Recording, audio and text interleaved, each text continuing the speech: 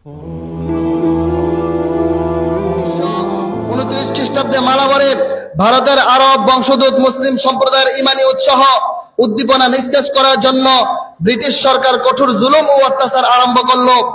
এই মুহূর্তে সর্বপ্রথম জমিয়ত উলামায়ে হিন্দ গরিব মুসলিমদের সাহায্যের জন্য একটি পর্যবেক্ষক দল মালাবারে পাঠালেন। অপরদিকে তাদেরকে 50,000 টাকা সাহায্য করা হলো। 42 নম্বর 1922 খ্রিস্টাব্দে 6 ডিসেম্বর জমিয়ত উলামায়ে হিন্দের চতুর্থ সভা গয়ায় দারুল উলুম দেওবন্দের প্রথম মুহতামিম মাওলানা হাবিবুর রহমান সাহেব রহমতুল্লাহি আলাইহির সভাপতিত্বে অনুষ্ঠিত হয়। সেই সভায় কাউন্সিলগুলি বয়কট করার সিদ্ধান্ত গৃহীত হলো। 43 নম্বর 1923 খ্রিস্টাব্দে ব্রিটিশ সরকার রাজনৈতিক কৌশলকারী হিন্দু মুসলমানের আদর্শগত ঐক্যকে খতম করে ভারতের স্বাধীনতার স্বপ্নকে অবাস্তব করার জন্য শুদ্ধি সংগঠন আন্দোলন করেছিলেন, যার ফলস্বরূপ সারা দেশে সাম্প্রদায়িকতার হাঙ্গামা আরম্ভ হয়েছিল। জমিয়ত উলামায়ে হিন্দ এই কুখ্যাত শুদ্ধি আন্দোলনের বিরুদ্ধে উপযুক্ত ব্যবস্থা গ্রহণ করে ব্যর্থ করে দেন এবং হিন্দু মুসলিমের ঐক্যকে স্থায়ী রাখার জন্য অসাধারণ প্রচেষ্টা করেছিলেন। 44 নম্বর 1924 খ্রিস্টাব্দে 20 জানুয়ারি জমিয়ত উলামায়ে হিন্দের পঞ্চম সভা কোকনাডায় শাইখুল ইসলাম হযরত মাওলানা সৈয়দ হোসেন আহমদ মাদানী রহমতুল্লাহি আলাইহির সভাপতিত্বে অনুষ্ঠিত হয়। তিনি তার অগ্নি গর্ভ ভাষণে দেশবাসীকে ইংরেজ সরকারের বিরোধিতা এবং স্বাধীনতা সংগ্রামের উদ্যত আহ্বান জানান। শুধু ভারতবর্ষেই নয়, বরং সম্পূর্ণ এশিয়া মহাদেশে পূর্ণ স্বাধীনতার ঘোষণা করে দাবি জানান। 45 নম্বর 1924 খ্রিস্টাব্দের 26 ডিসেম্বর দিল্লিতে পণ্ডিত মদন মোহন মালওয়ার সভাপতিত্বে ঐক্য কনফারেন্স অনুষ্ঠিত হয়। সেই সভায় জমিয়ত উলামায়ে হিন্দ পরিপূর্ণভাবে অংশগ্রহণ করেছিলেন। উল্লেখযোগ্যদের মধ্যে ছিলেন মুফতি আজম রহমতুল্লাহি আলাইহি, মাওলানা কাফায়েতুল্লাহ রহমতুল্লাহি আলাইহি, মাওলানা সৈয়দ হোসেন আহমদ মাদানী রহমতুল্লাহি আলাইহি, মাওলানা আহমদ সঈদ রহমতুল্লাহি আলাইহি, মাওলানা আবুল কালাম আজাদ রহমতুল্লাহি আলাইহি প্রমুখ মনীষীগণ ওই কনফারেন্স অংশগ্রহণ করেন। 45 নম্বর 1925 খ্রিস্টাব্দে 11 জানুয়ারি জমিয়ত উলামায়ে হিন্দের ষষ্ঠ সভা মুরাদাবাদে মাওলানা আব্দুল মুহসিন সাজ্জাদ বিহারী রহমতুল্লাহি আলাইহির সভাপতিত্বে অনুষ্ঠিত হয়। ওই সভায় মুসলমানদের অনৈক্য জমিয়তের ঐক্যের উপর জোর দেওয়া হয় এবং স্বাধীনতা সংগ্রামীদের কৃতকর্মের উপর কৃতজ্ঞতা পেশ করা হয়। 46 নম্বর 1926 খ্রিস্টাব্দে 24 মার্চ জমিয়ত উলামায়ে হিন্দের সপ্তম সভা কলকাতায় মাওলানা আল্লামা সৈয়দ সুলাইমান নদভী রহমতুল্লাহি আলাইহি সভাপতিত্বে অনুষ্ঠিত হয়। যে সভায় সর্বপ্রথম পূর্ণ স্বাধীনতার প্রস্তাব গ্রহণ করা হয়। 47 নম্বর 1927 খ্রিস্টাব্দে তৎকালীন ভারত সরকারের সংবিধান পরিবর্তনের প্রশ্ন উঠল। তখন ব্রিটিশ সরকার নিজের পক্ষ থেকে সাইমন কমিশন প্রেরণ করেন। হযরত মাওলানা হোসেন আহমদ মাদানী রহমতুল্লাহি আলাইহি সাইমন কমিশনের বিরুদ্ধে ভাষণ দিতে থাকেন। এই কমিশন বয়কট করার জন্য সকলকে আহ্বান জানান এবং দীপ্ত কণ্ঠে ঘোষণা করেন স্বাধীন ভারতের শাসন কাঠামো গ্রহণ করবে ভারতবাসীরা, ইংরেজরা নয়। তার প্রচেষ্টা সফল হয়।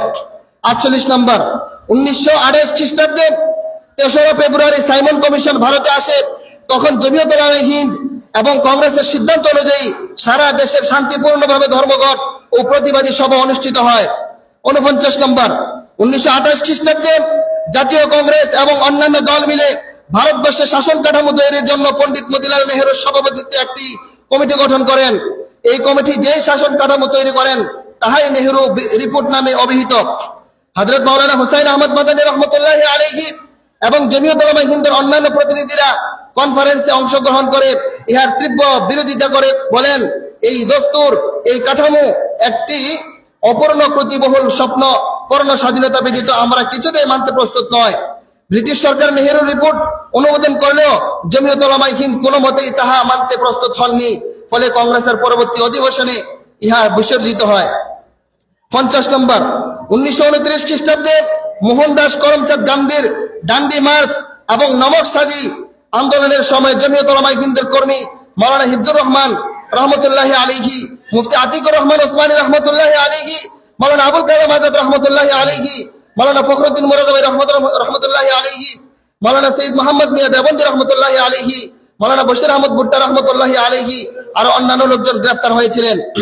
51 নম্বর 1920 খ্রিস্টাব্দে 22 এপ্রিল পেশাওয়ারের কিচ্ছাখনি নামক স্থানে সমাজবাদী ইংরেজদের সৈনিকদের অসংখ্য যুবক পাঠানদেরকে শহীদ করলেন।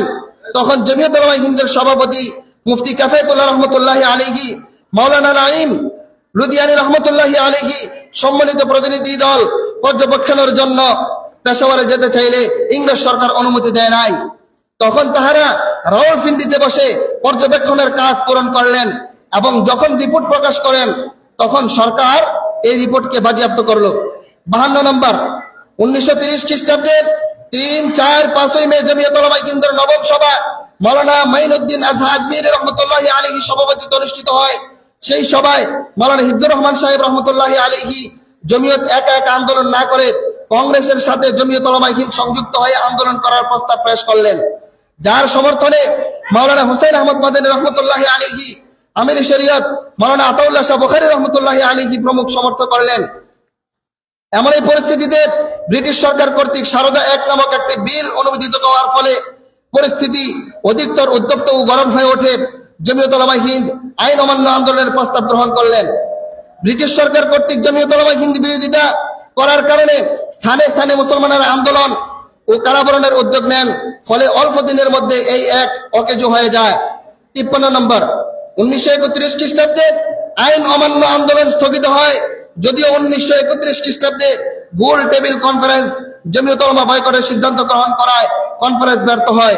ব্রিটিশ সরকার কর্তৃক পুনরায় তাহা পূর্ণ উদ্যমে আরম্ভ হয়ে যায়। ইংরেজ সরকার মতিচ্ছন্ন অবস্থায় কংগ্রেস নেতৃবৃন্দকে ধরপাকড় করতে থাকে। জমিয়ত উলামায়ে হিন্দ তখন ওয়ার্কিং কমিটি ভেঙে দিয়ে ডিরেক্টর হিসেবে সিপের পন্থা অনুসরণ করেন এবং এই ডিরেক্টর নিযুক্ত হন মাওলানা হুসাইন আহমদ মাদানী রহমতুল্লাহি আলাইহি। ডিরেক্টর হিসেবে তিনি ঘোষণা করেন যে আমি অমুক দিন অমুক তারিখে দিল্লি জামে মসজিদে বক্তৃতা করব। দেবন থেকে দিল্লি যাওয়ার পথে ওনাকে মুজফফরনগর রেল স্টেশনে গ্রেফতার করা হলো।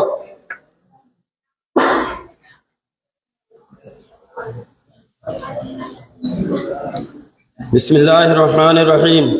54 নম্বর 1932 খ্রিস্টাব্দের 11 মার্চ জমিয়ত উলামায়ে হিন্দের ডিক্টেটর মাওলানা হেদায়েতুল্লাহ রহমতুল্লাহ আলাইহি 1 লক্ষ মানুষের মিছিল